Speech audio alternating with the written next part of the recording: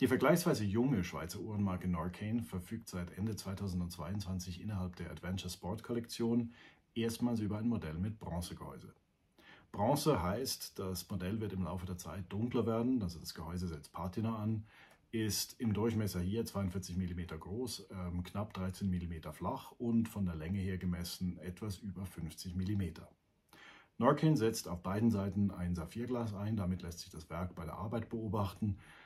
Hier hinter einer Schutzfolie, also es ist nicht so, dass das Gehäuse nicht geputzt gewesen wäre, sondern auf der Gehäuserückseite befindet sich eine durchsichtige Klebefolie. Das Werk ist ein Sellita SW200 mit rund 38 Stunden Gangreserve.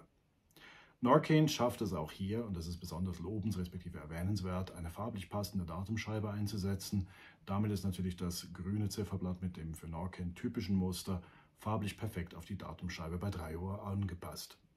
Interessant für mich, die Lünetteneinlage ist ebenfalls aus Bronze, damit wird natürlich auch die Oberseite der Uhr etwas dunkler werden, was bei einer Umsetzung mit einer grünen Keramiklünette oder einer Aluminiumeinlage nicht der Fall gewesen wäre. Ebenfalls typisch für Norqain ist die Plakette bei 9 Uhr, die sich auf Wunsch und Aufpreis personalisieren lässt.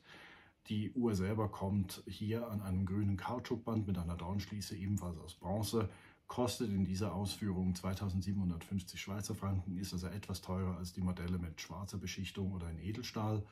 Und wer mehr über das Modell erfahren möchte oder die Marke, im Beschrieb zum Video hat es einen Link zu weiteren Informationen.